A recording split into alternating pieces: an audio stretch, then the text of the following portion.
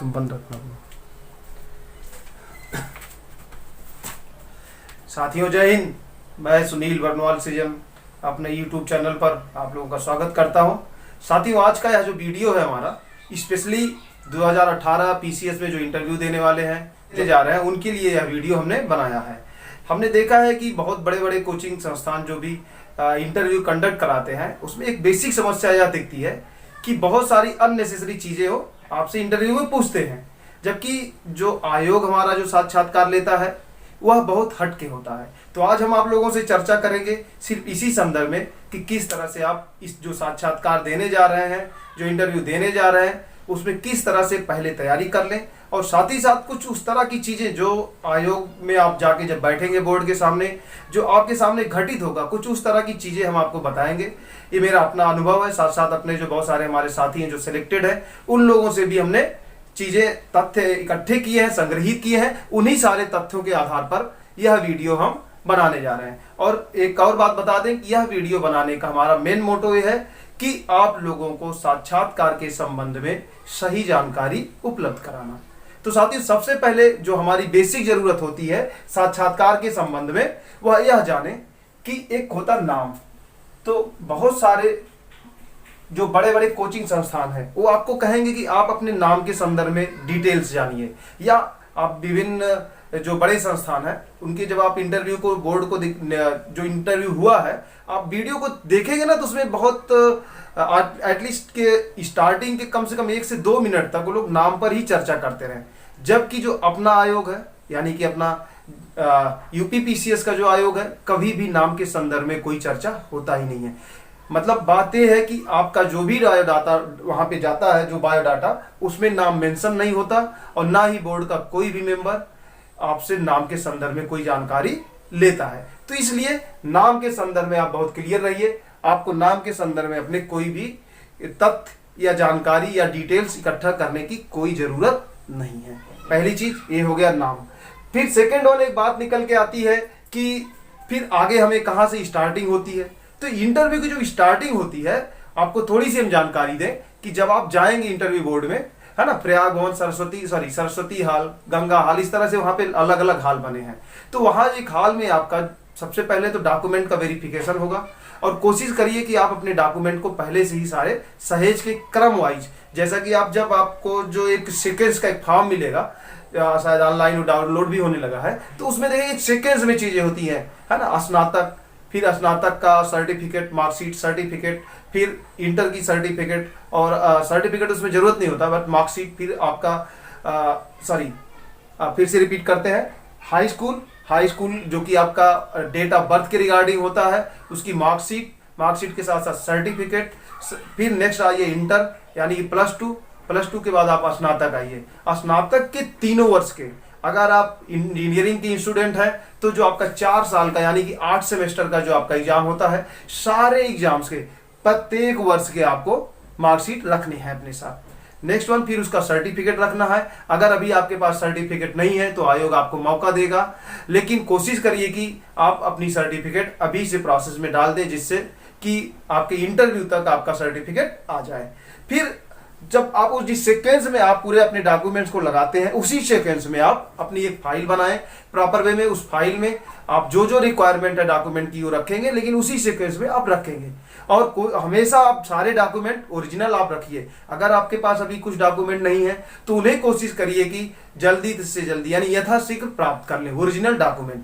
और इस तरह से पूरा डॉक्यूमेंट जब आप लेके जाएंगे तो जो एक गंगा हाल, सरस्वती हाल है ना, ये जो हाल है विभिन्न हालों, जिसमें एक हाल में आपका जहां पे डॉक्यूमेंट का वेरिफिकेशन होगा वहां पे बिल्कुल एकदम बहुत इजी वे में आप जाइए, आपके डॉक्यूमेंट का वहां पे वेरिफिकेशन होगा। वेरिफिकेशन के बाद फिर आपको दूसरे हाल में, सरस्वती हाल से फिर आपको गंगा हाल में प्रवेश कराया जाएगा। और गंगा हाल में जब आप अंदर जाएंगे तो वहां पे फिर आपको एक टोकन मिलेगा।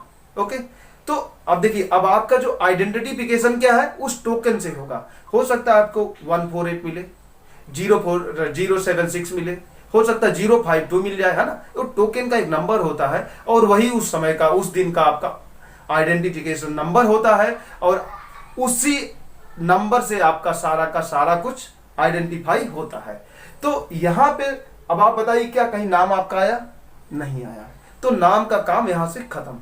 तो अब आपके जो डॉक्यूमेंट, आपको जो एक टोकन मिला, उस टोकन के संदर्भ में बात करते हैं। एक्चुअली जो टोकन मिलता है उस टोकन का एक अपना इंपॉर्टेंस होता है। बेसिकली हो सकता है आपसे कुछ कुछ बोर्ड के जो मेंबर्स होते हैं वो पूछ भी लेते हैं कि आपका टोकन नंबर क्या है, तो टोकन नंबर का इंपॉर्टेंस क्या है। तो उस इंपॉर्टेंस के रिगार्डिंग आप दो बातें कर सकते हैं। फर्स्ट वन, तो एक तो उस टोकन नंबर का आप जो अपना कॉन्स्टिट्यूशन है उसके किसी आर्टिकल का, अगर वो उस किसी आर्टिकल से जुड़ रहा है, उस आर्टिकल के बारे में आप बहुत क्लियर हो जाइए। क्योंकि जब आप वहां पे आपको जब टोकन मिल जाएगा उसके बाद भी लगभग आपको आधा घंटे से लेके 20-25 मिनट तक का टाइम मिलता है। तो इस समय में आप उस आर्टिकल के बारे में थोड़ी सी जानकारी प्राप्त कर लें। हो सकता है आपको ना प्राप्त हो, तो घबराने की जरूरत नहीं है। आपके पास आपके बहुत सारे साथी वहां पे बैठे होंगे जो इंटरव्यू देने वाले हैं, किसी से क्लियर कर लीजिए। हाँ, अगर फिर भी नहीं पता चलता है तो बिल्कुल भी घबराने की जरूरत नहीं है। फिर आपसे अगर बोर्ड के मेंबर ये पूछते हैं कि इस टोकन का क्या इंपॉर्टेंस है, तो आप ऐसे कह के निकल सकते हैं, सर आज के दिन इस टोकन, यही टोकन मेरा आइडेंटिफिकेशन है।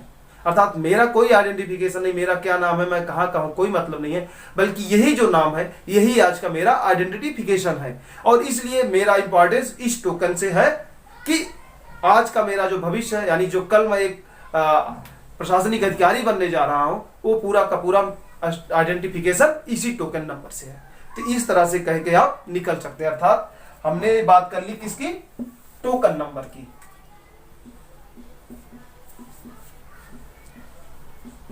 तो टोकन नंबर के संदर्भ में आप लोग आई थिंक क्लियर हो गए होंगे कि क्या करना है, कैसे निकलना है ना, बच के निकलना है। अगर आपको आर्टिकल याद आ रहा तो बेहतर है, नहीं याद आ रहा तो आप ऐसे ही अपने रिगार्डिंग कुछ मुस्कुराते हुए चीजों को रख देंगे। ठीक, ये हो गया टोकन नंबर। अब नेक्स्ट हम बात करते हैं कि आपकी शुरुआत जब होती है तो सीधे सीधे वहां पे पूछा जाता है कि आपका स्नातक आपने कब किया और किस सब्जेक्ट में किया है। ठीक, यानी कि अगर आपको याद हो क्या, याद ही होगा कि जो ये एग्जाम होता है जो हमारा, यानी यूपी पीसीएस का अपर हो या लोअर हो, इसका जो मैक्सिमम क्वालिफिकेशन होता क्या होता है, वह स्नातक है ना, स्नातक।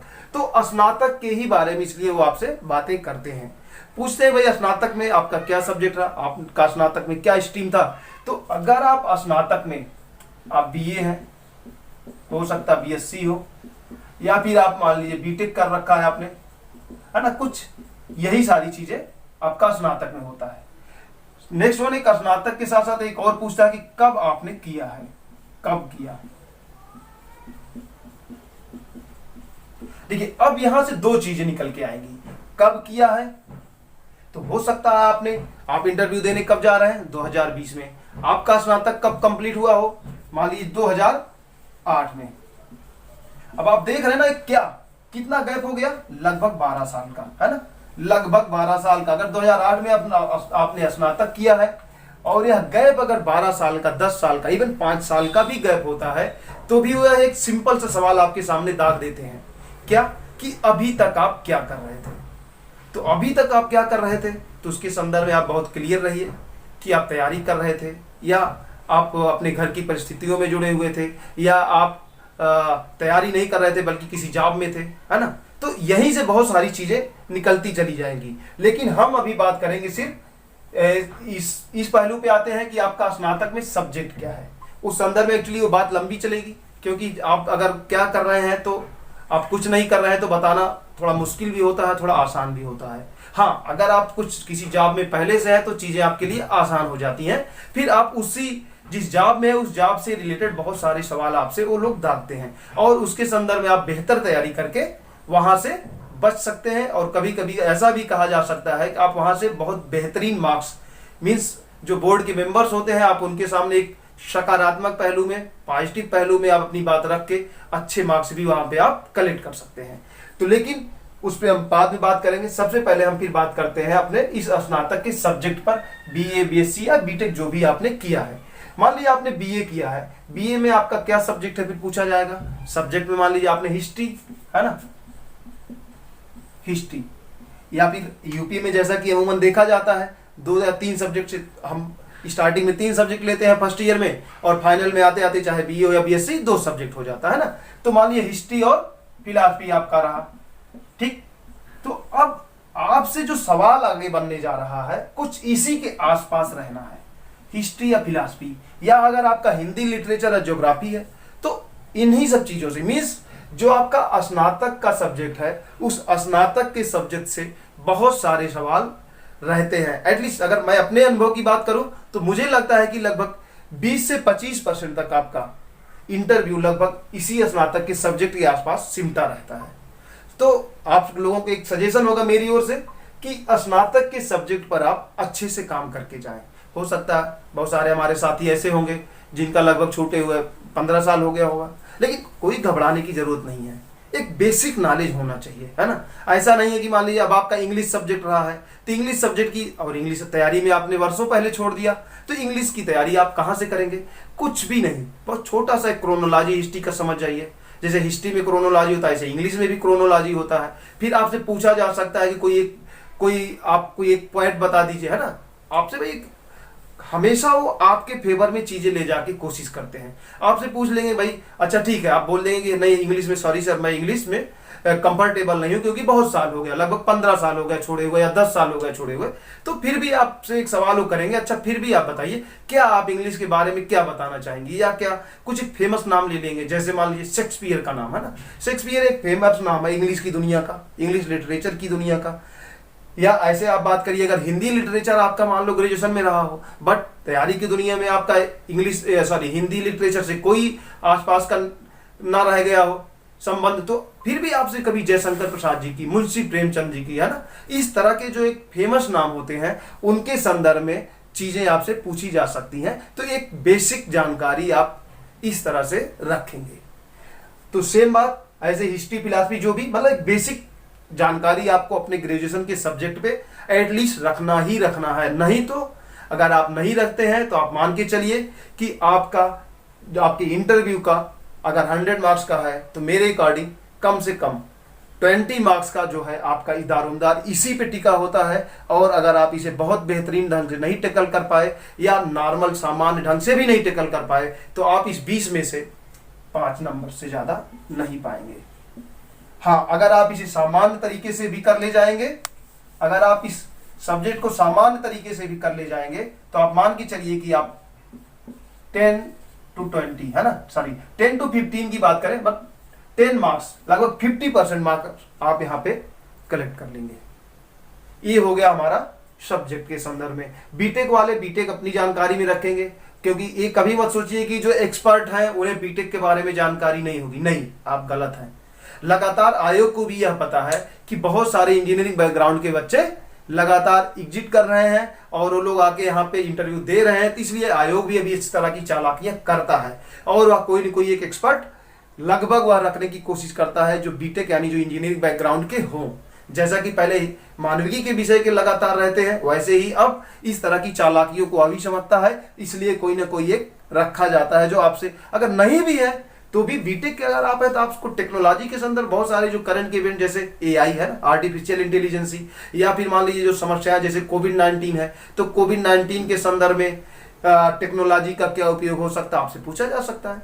या फिर बात करिए नेक्स्ट आ गया और थोड़ा सा आगे बढ़े तो जैसे अभी मान लीजिए जो 59 जो ऐप्स भारत सरकार ने बैन कर दिए चाइनीज, तो उसके संदर्भ में आपसे पूछा जा सकता है कि क्या किया जा सकता है, क्या इस तरह के ऐप्स जो बैन कर दिए गए क्या वो ठीक है गलत है, या भारत के लोग क्यों इस तरह के ऐप्स नहीं बना पा रहे हैं ना। तो इस तरह की चीजें बीटेक वालों से प्रश्न पूछे जा सकते हैं। ये आपके और ये सब्जेक्ट से रिलेटेड भी चीजें वहां पे निश्चित तौर पर रहेंगी और इसलिए अपने सब्जेक्ट पर आप अच्छे से पकड़ बना के जाएंगे। ये हो गया हमारा स्नातक के सब्जेक्ट की बात। नेक्स्ट अब हम बात करते हैं कि आपने स्नातक कब किया। ठीक, जैसा कि हमने इसके पहले भी थोड़ी सी चर्चा की थी कि स्नातक आपने कब किया के संदर्भ में बहुत क्लियर रहिए कि जब आपका स्नातक पूरा हुआ है वही वर्ष आप बताएंगे। अगर आपका 2008 में कंप्लीट हुआ है या 2010 में कंप्लीट हुआ है या 2015 में कंप्लीट हुआ है तो आप बिल्कुल क्लियर कट बताएंगे। यह नहीं कि आप चालाकी करना चाहें कि आपका क्लियर हो गया 2002 में, अब आप चालाकी करके सोचेंगे नहीं आयोग को तो कुछ पता ही नहीं है, हम 2012 में बता देते हैं। इस तरह की चालाकियां हमेशा घातक होती हैं। क्यों? क्योंकि अगर एक बार भी आपका कॉन्फिडेंस लूज हुआ तो आपका पूरा का पूरा इंटरव्यू जो है उल्टा पड़ जाएगा। मतलब आपकी एक छोटी सी गलती आपको आपके सिलेक्शन के मार्क से बिल्कुल वापस लौटा देगी। इसलिए ऐसी गलती बिल्कुल भी नहीं करेंगे। जो आपका एक्चुअल है आप वही रखेंगे। हाँ, उसके लिए आप तैयार रहिए कि आपका कब स्नातक कंप्लीट हुआ। हो सकता है आपको इस बात का डाउट हो, आप इस बात से डरे हुए हो कि आपका 2000 में हो सकता है कंप्लीट हुआ हो या 2001 में कंप्लीट हुआ स्नातक। तो कोई मैटर नहीं है, कोई मतलब नहीं है इन सब चीजों का, बल्कि आप इसके लिए तैयार रहिए कि सर मेरा अगर 2000 मतलब 20 वर्ष हो गए अगर हमारी कंप्लीट हुए, तो यह आपकी जिजीविका को शो करता है कि नहीं, ऐसा नहीं है मैं सिर्फ तैयारी ही नहीं करता रहा, बल्कि मैं तैयारी के साथ साथ आप अपनी पक्ष रखिए कि आप तैयारी के साथ और क्या करते रहे। ऐसा तो है नहीं कि आप तैयारी ही करते रहे, तैयारी के साथ आपने बहुत सारी सामाजिक दायित्व को निभाया होगा। हो सकता है आपके घर में कुछ परिस्थितियां ऐसी बनी हो, आप अपने पिता का सपोर्ट करने घर चले गए हो तैयारी छोड़ छाड़ के, फिर आप वापस आए होंगे, है ना। तो इस तरह की जो चीजें होती हैं, जो घटनाएं घटती हैं, आप उनसे जोड़िए और कभी भी झूठ बोलने का नहीं, बल्कि कोशिश करिए कि सच रखिए। आयोग के सामने सच रखेंगे, विश्वास के साथ रखेंगे, मुस्कुराते हुए रखेंगे, संवेदनाओं के साथ रखेंगे, तो आपकी संवेदनाओं से हमेशा सामने वाला जुड़ेगा।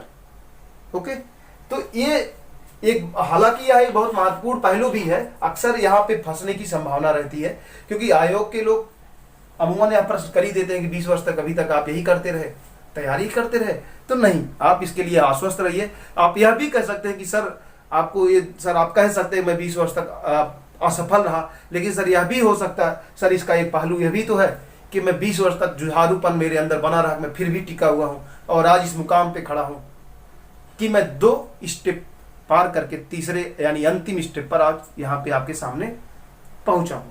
या फिर हो सकता है बहुत सारे ऐसे भी साथी होंगे जो इसके पहले भी 2 4 5 ऐसे 7 7 8 8 इंटरव्यू देने वाले भी साथी हैं जिनका फाइनल सिलेक्शन नहीं हुआ। तो अभी ये बात अपना रख सकते हैं कि सर ऐसा नहीं है कि मेरा पहला मौका है, मैं इसके पहले भी मैंने 1 बार 2 बार 4 बार हमने इंटरव्यू दिया है, लेकिन अंतिम रूप से कुछ मेरे अंदर कमियां रह जाती हैं, जो भी रहा हो मेरा चयन नहीं हुआ है, लेकिन मैं इस बार और बेहतर तरीके से चीजें करके आया हूं और इसलिए मैं चाहता हूं कि मेरा चयन हो, है ना। इस तरह से कह के हमें निकलना है। तो यह हो गया हमारा एक कब कंप्लीट हुआ। अगर ज्यादा है यानी किसी को हम गैप के रूप में भी कहते हैं, गैप, है ना, जो एक गैप बन गया है कब, वर्तमान में और जब हमारा स्नातक कंप्लीट हुआ, उसके संदर्भ में हमें कह के कैसे निकलना है, यह बात हमने आपसे चर्चा की। अब हम आगे बढ़ते हैं नेक्स्ट पॉइंट पर कि और आपसे क्या पूछा जा सकता है। एक चीज ये हो सकता है आपसे कि आपका डेट ऑफ बर्थ, है ना,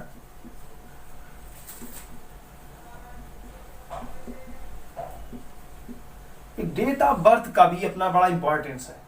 डेट ऑफ बर्थ का इंपॉर्टेंस किस संदर्भ में है कि जैसे मान लीजिए आपका 15 अगस्त कुछ भी हो, है ना, तो अगर 15 अगस्त को आपका डेट ऑफ बर्थ है तो आप तैयार रहना है। आपको कभी भी आयोग के लोग आपसे पूछ सकते हैं। हो सकता है अध्यक्ष महोदय ना पूछें, आपके बोर्ड के जो अध्यक्ष है वो ना पूछें, लेकिन बाकी के जो लोग हैं, मतलब बाकी के जो मेंबर्स होते हैं साइड के, अच्छा एक बोर्ड की बात आई तो एक छोटी सी जानकारी यहीं पे हम रोकते हैं और एक छोटी सी और जानकारी देते हैं कि जो यहाँ पर जो हमारे बोर्ड के मेंबर्स होते हैं 1+3 होंगे, 1+3, ठीक। एक तो होगा जो आपके चेयरपर्सन होंगे इस बोर्ड के, +3 एक्सपर्ट होते हैं। तो हमेशा अभिवादन के क्रम में मैं आपको नहीं सिखाऊंगा कि अभिवादन क्या करना है, कैसे करना है। अभिवादन मुझे लगता है कि हिंदुस्तान की परंपरा में हर व्यक्ति कितना भी असभ्य हो, कितना भी नए जमाने का बच्चा हो, कितना भी किसी भी स्कूल में पढ़ा हो सकता है कॉन्वेंट का पढ़ा हुआ बच्चा हो, लेकिन अभिवादन करना उसे आता है। जैसे आप अपने बड़ों को अभिवादन करते हैं, अपने माँ बाप को अभिवादन करते हैं, तो आज के दिन जिस दिन आपका साक्षात्कार होता है उस दिन वह आपके लिए भगवान होते हैं। क्यों? क्योंकि वह आपकी जिंदगी का जो आपने एक सपना अपनी आंखों से देखा है, अपने माँ बाप के सपनों को आपने अपनी आंखों से जिया है, उस सपने को साकार करने का वह एक महत्वपूर्ण दिन होता है और उस दिन उनकी कृपा आप पर होनी ही चाहिए। क्यों? क्योंकि वो आपके 100 मार्क्स लेकर बैठे हुए हैं और अगर उनकी कृपा हो गई तो आपका सिलेक्शन, आपका चयन निश्चित तौर पर तय होता है। तो इसलिए हमें उनके जैसे भगवान को अभिवादन करते हैं, हम अपने बड़ों का अभिवादन करते हैं, अपने माँ बाप को, अपने पेरेंट्स का अभिवादन करते हैं, कुछ वैसे ही अभिवादन हमें बोर्ड के मेंबर्स का करना है। और वो अभिवादन वो अभिवादन कुछ भी हो सकता है, 1+3 है ना। तो 1+3 ये अभिवादन, प्रणाम भी आप कर सकते हैं, नमस्ते कर सकते हैं, और गुड मॉर्निंग भी आप कर सकते हैं। क्या कर सकते हैं? Good morning. ये आपको देखना है कि गुड मॉर्निंग होगा या इवनिंग होगा, है ना। तो ये आप ये भी कर सकते हैं, ये भी आप जिसमें कंफर्टेबल हो, कोई प्रयोग करने की जरूरत नहीं है। आप जिसमें कंफर्टेबल हो आप वही रखेंगे। बस एक चीज ध्यान जरूर रखिएगा, जब आप एंट्री करेंगे रूम में, जब वहां पे प्यून जो होगा वो आपको बोलेगा कि सर आप अंदर जा सकते हैं, तो जब आप दरवाजा खोल के अंदर प्रवेश करेंगे तो आपके चेहरे पर बस एक स्माइल होनी चाहिए, एक कॉन्फिडेंस होना चाहिए, और इसमें से कोई भी आप एक यूज कर सकते हैं, प्रणाम, नमस्ते या गुड मॉर्निंग, गुड इवनिंग, जो भी टाइम हो। तो यहाँ पे कोई मतलब नहीं है इन सब चीजों का कि प्रणाम करने से ज्यादा अंक आते हैं या हम ज्यादा संस्कारित शो होते हैं, बिल्कुल भी नहीं। ये आपका कॉन्फिडेंस और आपका संस्कार सब कुछ इसी पे डिपेंड करेगा कि आप किस तरह से प्रेजेंट कर रहे हैं। आपके चेहरे पे स्माइल है, आपके चेहरे पे कॉन्फिडेंस है, आप कैसे शो कर रहे हैं सारी चीजों को, उस पर डिपेंड करता है।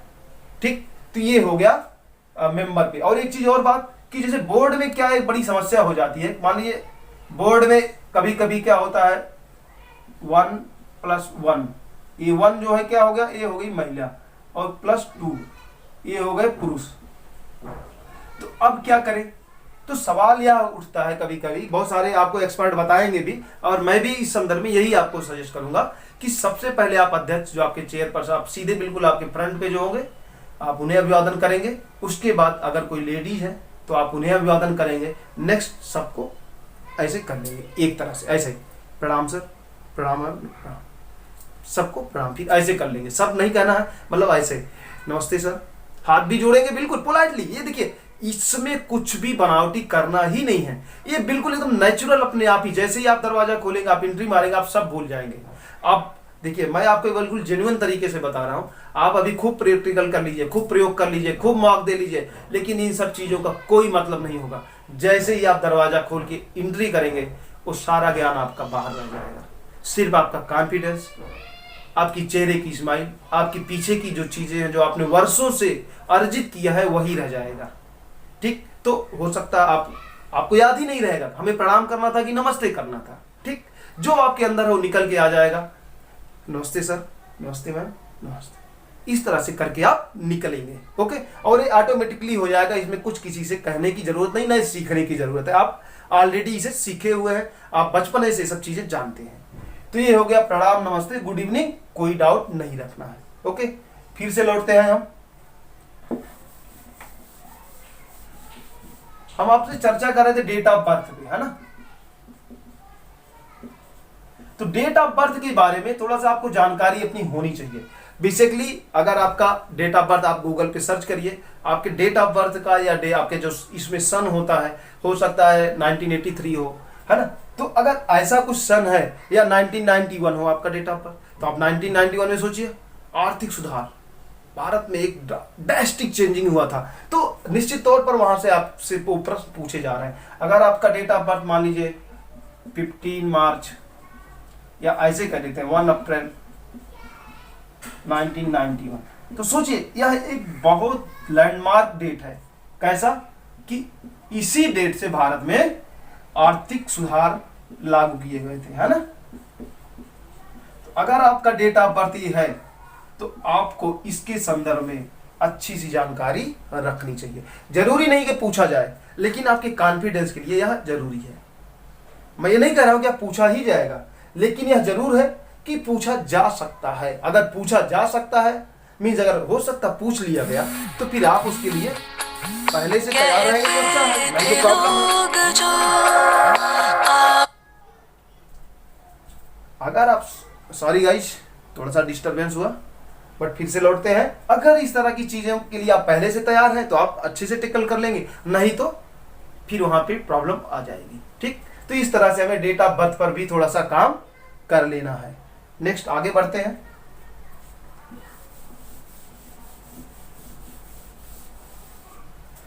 जो स्नातक की बात कर रहे हैं तो बेसिकली स्नातक से ही जुड़ी कुछ और बातें, जैसे स्नातक आपने कहां से किया, है ना, वो तो सब्जेक्ट की बात हो गई थी। आपने किस यूनिवर्सिटी किस कॉलेज से किया, दो बातें, एक तो कॉलेज हो गया आपका, दूसरा हो गया आपका यूनिवर्सिटी। कॉलेज के स्तर पर आपको ये जानना है कि आपका कॉलेज कहाँ पे है। जहाँ पे कॉलेज है, अगर आपको ऐसा जिला है जो फेमस है, मान लीजिए मेरठ, अगर मेरठ जिला है तो आपको 1857 की क्रांति के बारे में जानकारी रखनी पड़ेगी।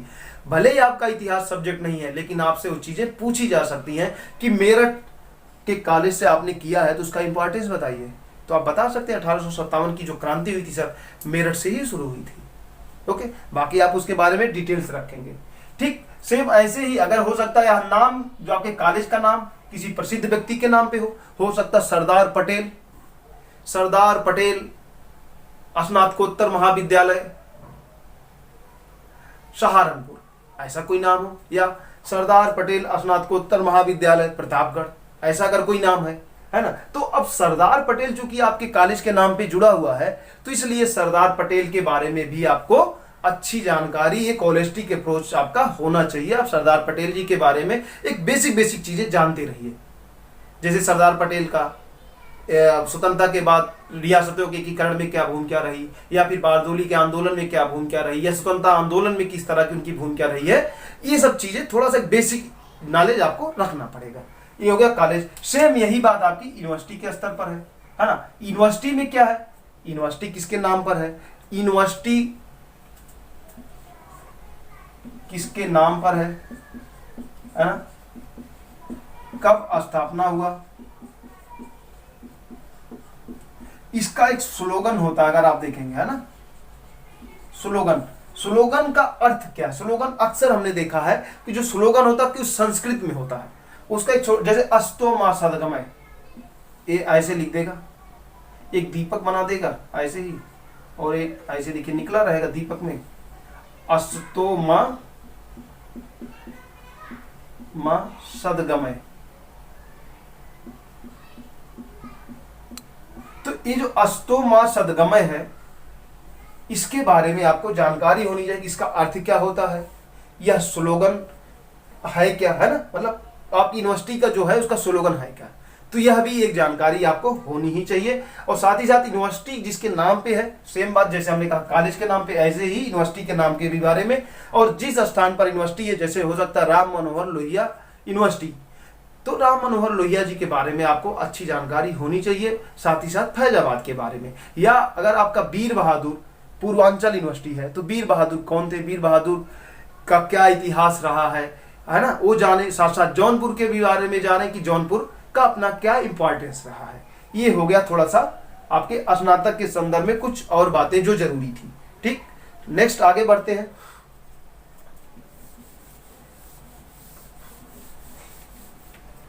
देखिए, आपका जो अपना है, मतलब आप कहां से हैं, आपकी लोकेलिटी क्या है, या तो पूछा नहीं जाएगा, लेकिन कभी कभी चीजें ऐसे निकल के आ जाती हैं, अचानक से चीजें आ ही जाती हैं, तो इसलिए उसके लिए भी हमें तैयार रहना है। किसके संदर्भ में, अपने जिले के संदर्भ में। ठीक, हो सकता है आप बताएंगे आप जहां से आपने स्नातक किया है।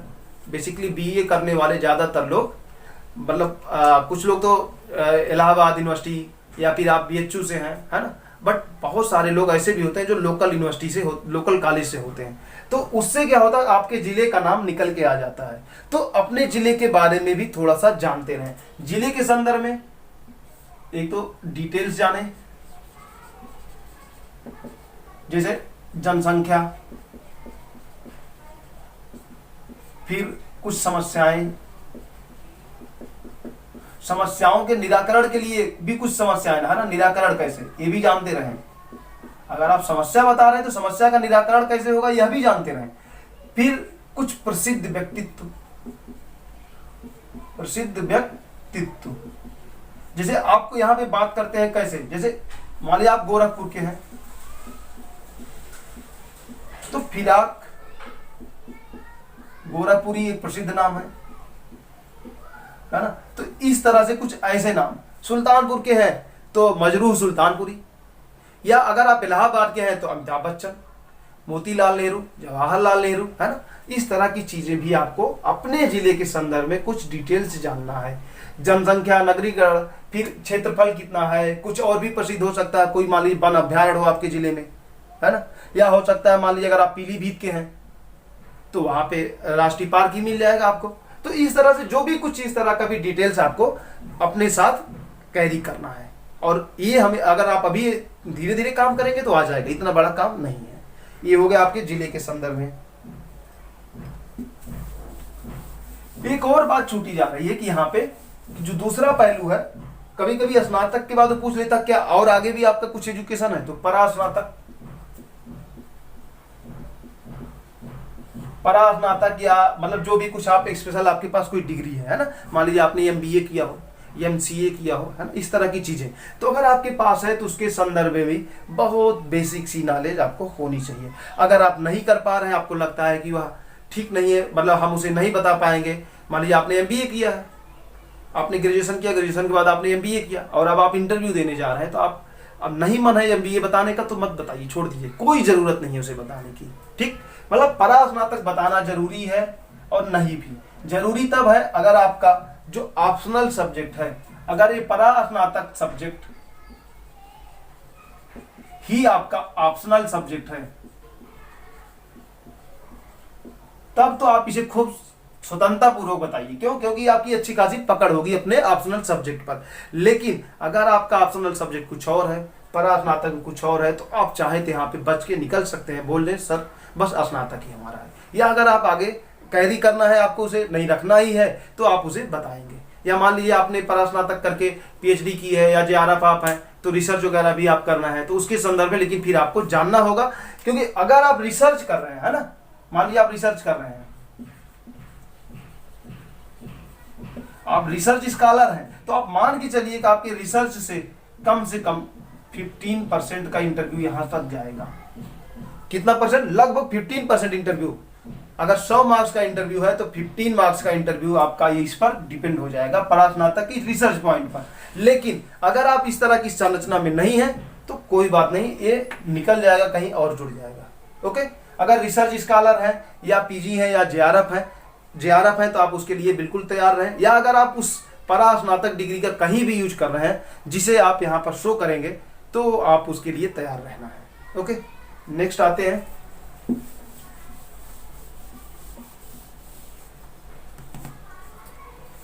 अब एक और बात हम करते हैं जो महत्वपूर्ण है आपका, वह है आपका ऑप्शनल सब्जेक्ट। देखिए इतनी सारी बातें होने के बाद फिर आपसे पूछेंगे आपका ऑप्शनल क्या है ना। जैसा देखिए पहले क्या था, इस 18 के पहले 2 ऑप्शनल हुआ करते थे, लेकिन अब 1 ऑप्शनल हो गया। तो अब आप यहाँ पे बहुत अच्छे से बच के निकल सकते हैं, बहुत प्यार से। तो ऑप्शनल यानी कि आपका अनिवार्य विषय,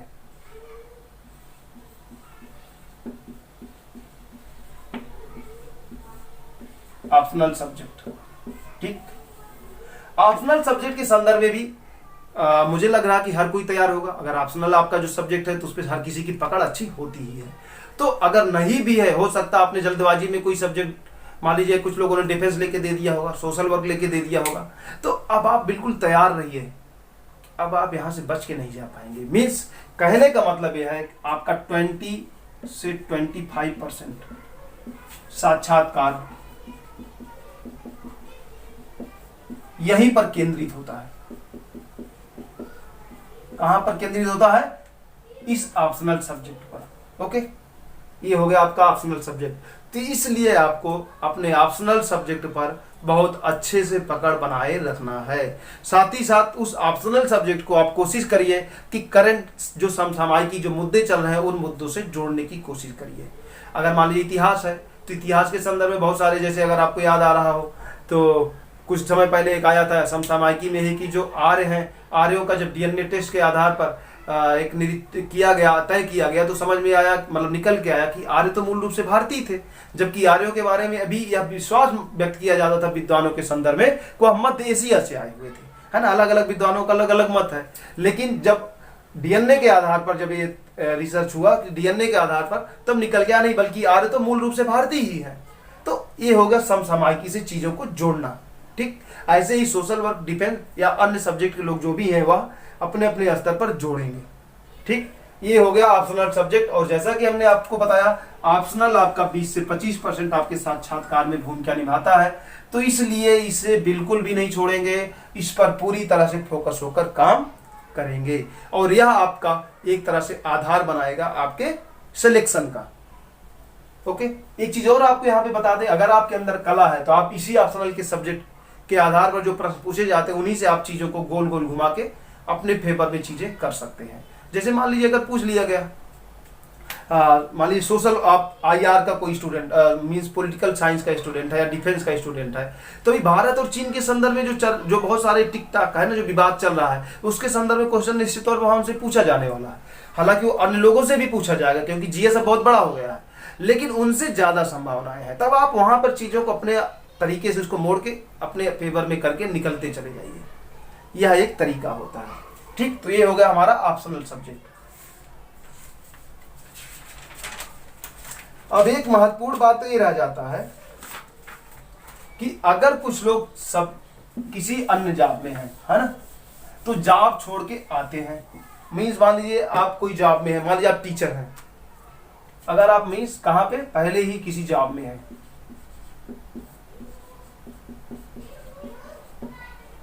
तो ये बड़ा सवाल है आपसे, और आयोग लगातार इसे पूछता है कि जिस जॉब में है क्या वहां संतुष्ट नहीं है या क्यों आप वो जॉब छोड़ के आना चाहते हैं। तो ये आपको तय कर लेना है कि किस तरह से आप क्यों वह जॉब छोड़ के आ रहे हैं, इस दूसरे जॉब को ज्वाइन कर रहे हैं तो क्यों कर रहे हैं, है ना। मतलब यहाँ पे 3-4 चीजें, जॉब में है तो नंबर 1 क्यों छोड़ रहे हैं, क्यों उसे छोड़ रहे हैं, छोड़ना चाहते हैं फर्स्ट। दूसरा, क्यों यहां आना चाहते हैं,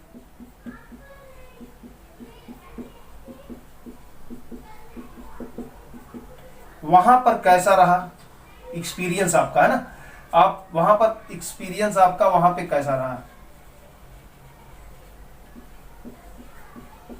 कैसा था, मीन्स जिस जॉब में है आप पे वहां पे आपका एक्सपीरियंस कैसा था। तो इस तरह से कुछ सवाल वो आपसे पूछेंगे और आप इसके लिए बिल्कुल तैयार रहिए पहले से। अगर आप नहीं तैयार हैं तो वहां पर आप फंस सकते हैं।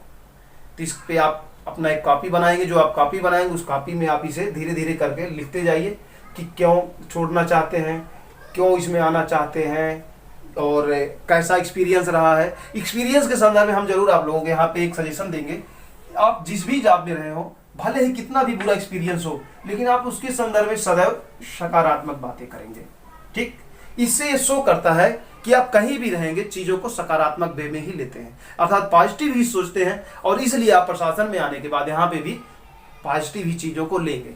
ठीक, कभी भी यह नहीं हमें बताना है कि हम जिस जॉब में थे वो हमको अच्छा नहीं लग रहा था, नहीं, बल्कि वह जॉब हमें अच्छा लग रहा था, हम उसमें एंजॉय भी कर रहे थे। लेकिन हम चाहते हैं कि सर हर व्यक्ति आगे बढ़ना चाहता, हम भी चाहते हैं कि प्रशासन में आके हम जो अनुभव वहाँ से हमने सीखा है, या मान लीजिए आप प्राइमरी के मास्टर हैं तो आप बताएंगे सर जो हम प्राइमरी के मास्टर के स्तर पर हम काम करते हैं बहुत सारी हम समस्याएं भी देखते हैं, तो मुझे लगता है कि अगर मैं प्रशासन के स्तर पर जाकर मैं जाऊँगा तो वहाँ पे अन्य जो हम समस्याओं का जो हम अनुभव कर रहे हैं उन समस्याओं का बेहतर निस्तारण करके प्राथमिक सेवा मतलब प्राथमिक शिक्षा में परिवर्तन कर सकते हैं, है ना। जैसे भाई बीएससी है, बीएससी तो यहीं से जाता है, तो आप कह सकते हैं कि सर भाई बीएससी बनना चाहता हूँ और मैं चाहता हूँ कि एक परिवर्तन जो जरूरत है, जो आपने महसूस किया होगा परिवर्तन प्राइमरी के स्तर पर की जरूरतें हैं, यहाँ परिवर्तन होना चाहिए, वह बात आप रख सकते हैं।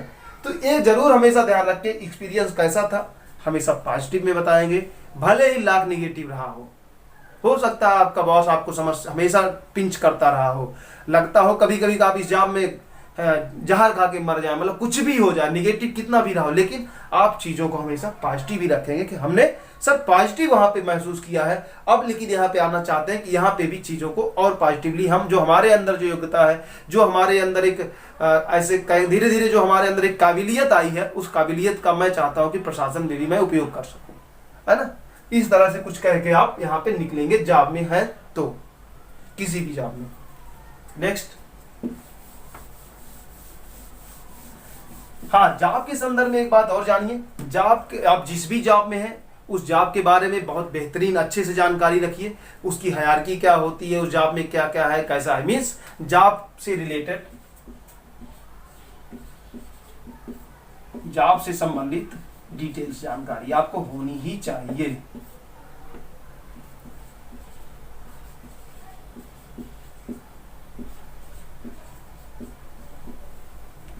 डिटेल्स में, ठीक है, जॉब से संबंधित जानकारियां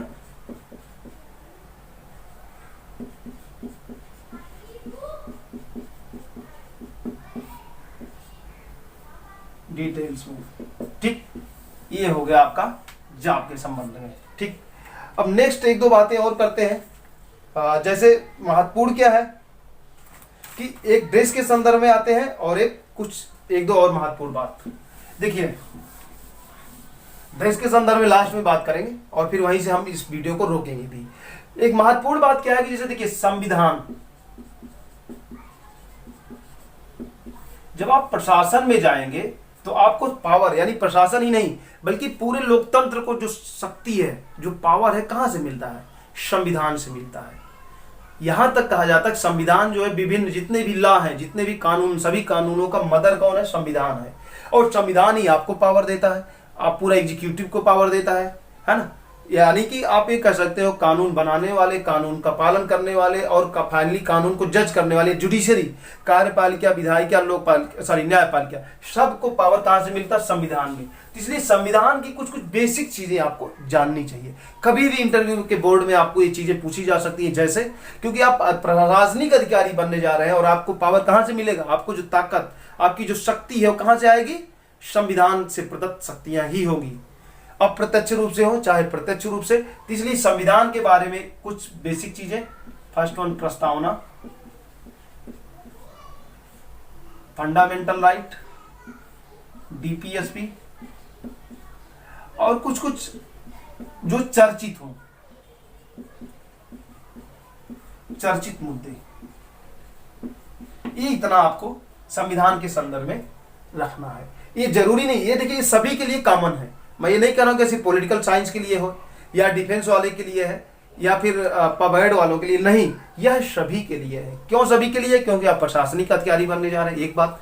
दूसरी बात, अब जब हमारा 4 पेपर जीएस का होने लगा है तो उसमें तो पूरा का पूरा पेपर ही है। सेकेंड पेपर में आप देखेंगे ये तो है, तो आप इससे अब भाग के नहीं जा सकते हैं। इसलिए आपको थोड़ी सी जानकारी इस संदर्भ में रखनी ही रखनी है। बल्कि मैं तो यहां तक कहूंगा कि एक होलिस्टिक अप्रोच में संविधान को पढ़ ही लीजिए। बल्कि मेंस का जो आपके पास एक, जो आपने सेकंड पेपर मेंस के लिए पढ़ा होगा, वहां से एक बार चीजें फटाफट जल्दी करके चीजें एक बार दोहरा लीजिए, ठीक। तो ये हो गया संविधान के संदर्भ में।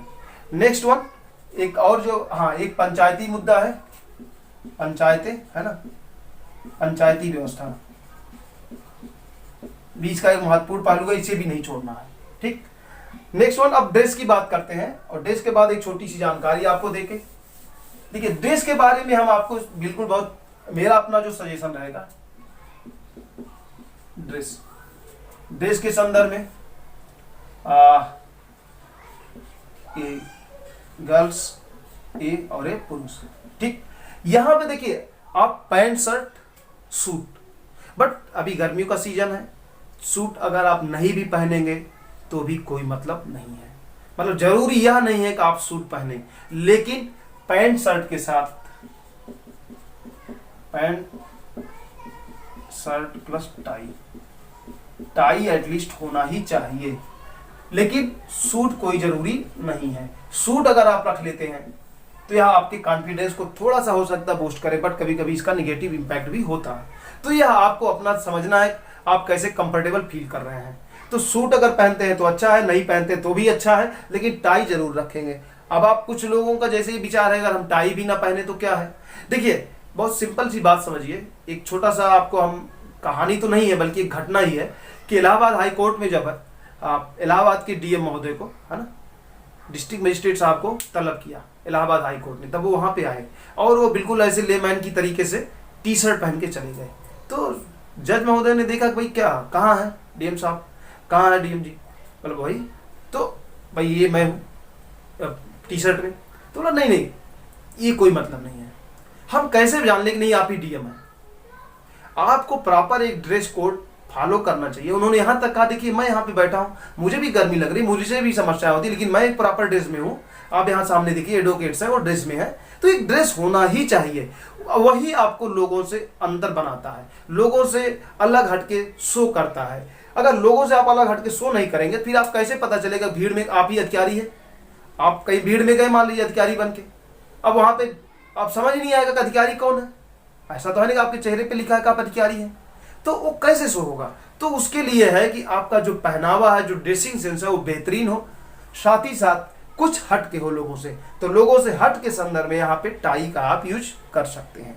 यह मेरा अपना व्यक्तिगत सुझाव है, बाकी आपको जैसा कॉन्फिडेंस हो। अगर आप टाई पहनने में आपको अनकॉन्फिडेंस यानी कि आप अनकंफर्टेबल फील करते हैं तो छोड़ सकते हैं, बट कोशिश करिए टाई रखने की। और सूट का तो ये मैं सजेस्ट नहीं करूंगा, लेकिन अगर आपकी इच्छा है तो रख सकते हैं। ये हो गया ही के लिए। अब हम बात करते हैं सी, मीन्स हमारी बहनें जो गर्ल्स हैं। गर्ल्स के लिए देखिए सूट और सलवार बिल्कुल सिंपल सा, और दूसरा एक है साड़ी। साड़ी का विकल्प भी बहुत बेहतरीन है, बट सवाल वही है कि अगर आप साड़ी में कंफर्टेबल नहीं है तो फिर दिक्कत हो जाएगी। आपने कभी साड़ी पहना ही नहीं, जीवन भर आपने जीन्स और मतलब उस तरह की चीजें आप पहनते रहे, अगर आपको एक मौका मिल गया है तो आप साड़ी पहन के जाएंगी तो जाहिर सी बात है फिर आप अनकंफर्टेबल होंगी, कॉन्फिडेंस भी आपका अच्छा नहीं रहेगा। तो फिर आप ये विकल्प चुनिए सूट और सलवार, सूट का विकल्प है ना।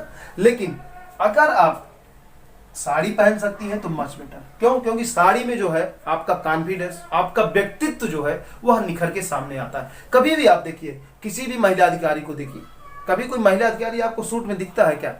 सूट सलवार पहने हुए बहुत कम, रेयर ऑफ रेयरेस्ट। बट आप बड़े अधिकारियों को देखेंगे, जो फेमस पर्सनालिटीज है वो हमेशा साड़ी में होती हैं। ऐसा नहीं उम्र की बात नहीं, कम उम्र में भी आप देखिए तो साड़ी में देखते हैं। वो कारण भी क्या है कि भारतीय संस्कृति का जो पहनावा है वह साड़ी है ना। तो इसलिए कोशिश करें साड़ी, अगर साड़ी में कंफर्टेबल नहीं है फिर आप सूट पर आ सकती हैं। बहुत बिल्कुल सिंपल सा कोई एक लाइट कलर का जो आपको फवे, जो जिसमें आप कॉन्फिडेंस हो। ये देखिए चाहे बॉयज हो या गर्ल्स हो, सारे के लोगों के संदर्भ में यह एक महत्वपूर्ण बात है कि जो कलर आपको सूट करे, जिसमें आप खुद को कंफर्टेबल फील करें, जिसमें आप खुद को कॉन्फिडेंशियल ज्यादा फील करें, वही आपको चूज करना चाहिए। ये ड्रेस के संदर्भ में है। हाँ, एक और बात साथ साथ घड़ी के संदर्भ में है कि आप घड़ी रख सकते हैं, और घड़ी कोशिश करिए अगर आप लगातार पहनते हैं तो घड़ी जरूर रखें, अगर नहीं पहनते हैं तो भी इतने दिनों में अगर टाइम है तो आप घड़ी, सामान्य घड़ी, ये डिजिटल वाली घड़ी नहीं, डिजिटल नहीं बल्कि सामान्य, महंगी या सस्ती कोई महत्व नहीं है। घड़ी कोई भी हो, समय एक ही बताती है। एक एवरेज घड़ी आप रखिए, हो सकता है अपने पास ना हो तो किसी दोस्त मित्र से भी ले सकते हैं, बट घड़ी कोशिश करिए पहनिए। घड़ी पहनने से क्या होता है, ये शो करता है कि आप चीजों के पंक्चुअल हैं। मतलब घड़ी आपको क्या शो करती है? घड़ी आपके उस व्यक्तित्व को शो करती है कि आप समय के पाबंद हैं। अगर घड़ी नहीं है तो आप बार बार मोबाइल निकालेंगे, जो और बहुत सारी समस्याओं की जड़ बनेगा। इसलिए घड़ी की तरफ मैं आपको सजेस्ट करूंगा कि आप लोग घड़ी जरूर रखें। ओके, एक नेक्स्ट बात और कुछ जो रह गया है उस पर बात करते हैं, और वो है कि किस तरह से चीजें जो अभी समय है उसका कैसे सदुपयोग करें। जैसे लिस्ट तो आ ही चुकी है आपका, किसका किस दिन पे है पता चल गया होगा, है ना। 13 को किसी का, किसी 14, 15, 16 जो भी। तो इधर इस बीच जो समय है उस समय का आप उपयोग क्या कर सकते हैं। जो इतनी सारी बातें हमने आपसे अभी तक चर्चा की वो तो है, साथ साथ आप न्यूज़पेपर पर जरूर फोकस करें, है ना। समाचार पत्र, और समाचार पत्रों में कुछ चीजें, एक राज्य मतलब यूपी, फिर भारत, और फिर एक अंतरराष्ट्रीय, इस 3 भागों में आप बांट लें चीजों को। एक कॉपी कोई बना लें और फिर यहां से तीनों चीजों को आप लगातार रखते रहें। मन मीन्स आप चीजों को कलेक्ट करें, एनालिसिस करें। अगर हो सकता है समूह में कुछ चीजें कर सके तो कुछ चीजों को आप चर्चा आपस में कर सकते हैं कि अगर ऐसा है तो ऐसा है। जो मौखिक नई तरीके से होता है उस तरह से चीजों को आप करते रहें, और समाचार पत्रों के माध्यम से कुछ योजनाओं को भी यहीं पे हम चर्चा कर दें। कुछ योजनाएं जैसे अभी लगातार कोविड-19 के संदर्भ में, चाहे आर्थिक पैकेज की बात की जाए, या आत्मनिर्भर भारत की बात की जाए, या किसानों को आत्मनिर्भर बनाने की बात की जा रही है ना, ये जितने भी इस तरह की योजनाएं या पहले की योजनाएं, इन्हें भी जानकारी आपको रखनी है। ठीक, तो इस तरह से आप न्यूज़पेपर का उपयोग करें। और एक और लास्ट सजेशन जो मेरा होगा आपका, कि जिस दिन आप लोग इंटरव्यू देने जा रहे हैं, बेसिकली यह अंतिम सजेशन है इस साक्षात्कार के संदर्भ में, इस वीडियो के संदर्भ में, कि जिस दिन आप इंटरव्यू देने जा रहे हैं, निश्चित तौर पर आप प्रयागराज में इंटरव्यू देंगे, हो सकता है कोई किसी मित्र के यहाँ रुकेगा, कोई किसी होटल में रुकेगा, है ना। तो जब आप रुकते हैं तो सुबह सुबह आप कोशिश करिए कैसे भी करके एटलीस्ट 3 न्यूज़पेपर आपके पास आ जाए, दैनिक जागरण, अमर उजाला और हिंदुस्तान। क्यों मैं ये बात कह रहा हूं? जागरण,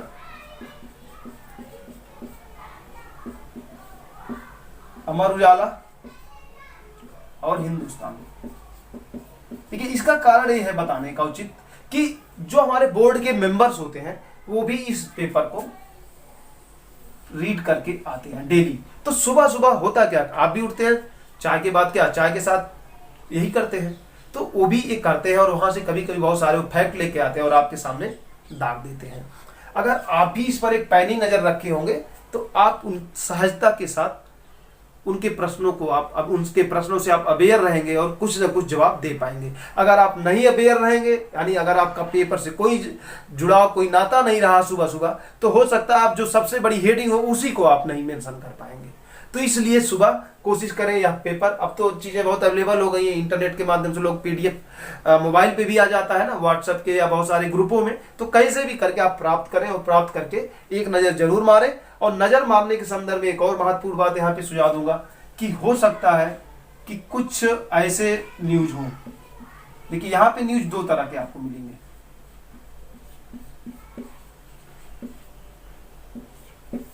एक ऐसा जिससे आप अवेयर रहेंगे, एक अनअवेयर। जिससे आप अनअवेयर हैं, है ना, वो न्यूज तो मिल गया लेकिन आप बहुत सारी जानकारी उसके संदर्भ में नहीं पा रहे हैं।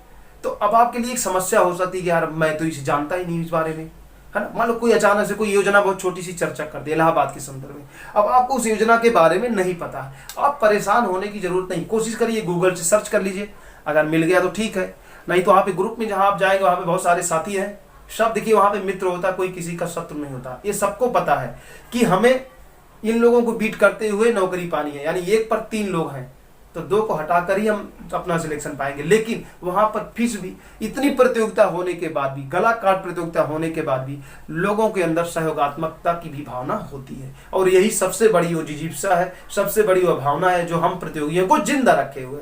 तो आप किसी भी अपने साथी से, कोई ही या सी कोई भी हो सकती है, कोई बहन जी हो सकती है, कोई भाई साहब हो सकते हैं, आप उनसे भी चीजें पूछ सकते हैं। हाँ, अगर चीजें नहीं पता चली तो बिल्कुल भी निराश होने की जरूरत नहीं है। भूल जाइए कि ऐसी कोई सूचना थी। क्यों? क्योंकि अगर आप वो टेंशन में रहेंगे तो आपका पूरा का पूरा खेल खराब हो जाएगा। आप उसे भूल जाइए कि मुझे वो जानकारी ही नहीं थी, नहीं जानकारी थी तो हमें वो पूछा ही नहीं जाएगा। अगर चलिए पूछा भी गया तो वहां पे सॉरी सर बोल के निकल जाइए, सिंपल, है ना। लास्ट में आपके पास जो आपका सबसे बड़ा विकल्प है आपके पास होता है वह है सॉरी शब्द। कौन सा? सॉरी शब्द, है ना, जो लास्ट का विकल्प, ये सॉरी, ये बेसिकली है तो 5 अल्फाबेट से बना है, लेकिन यह सबसे बड़ा हथियार है। किसका? हम लोगों का हथियार है। इस हथियार का आप खूब यूज करिए, जमकर यूज करिए, बिल्कुल भी टेंशन मत लीजिए, कोई तनाव नहीं। जहां भी नहीं आ रहा आप सॉरी बोलिए। हाँ, सॉरी बोलते समय आपके अंदर घबराहट नहीं होना चाहिए, आपके अंदर कॉन्फिडेंस होना चाहिए, आपके अंदर एक भाव होना चाहिए कि आप सॉरी भी बोल रहे हैं तो भी मुस्कुरा रहे हैं। यही तो है विषम परिस्थितियों में भी, है ना, ये आपके उस नैसर्गिक गुण को दिखाता है, यह आपके उस नैसर्गिक कला को दिखाता है कि जब आप विषम परिस्थितियों में भी रहेंगे तो आप किस तरह से समस्याओं से कैसे निपटेंगे। और एक प्रशासनिक अधिकारी का सबसे बड़ा गुण भी यही होता है कि वह विषम परिस्थितियों में जब कोई रास्ता नहीं दिख रहा हो फिर भी वह हंसते हुए उन परिस्थितियों से निपटने की कोशिश करता है और अपनी जिजीप्सा के साथ लगा रहता है। तो आपको ऐसी ही जिजीप्सा पूरे इंटरव्यू में बनाए रखनी है। साथ ही साथ आज से जो आपकी उल्टी गिनती शुरू हो गई है, कल से आपका दिन पता चल गया होगा किस दिन पे आपका है, तो एक तरह से आपकी उल्टी गिनती शुरू हो गई है। तो अब आप इस उल्टी गिनती के साथ आगे बढ़िए और मेरी बहुत सारी शुभकामनाएं हैं। Thank you so much.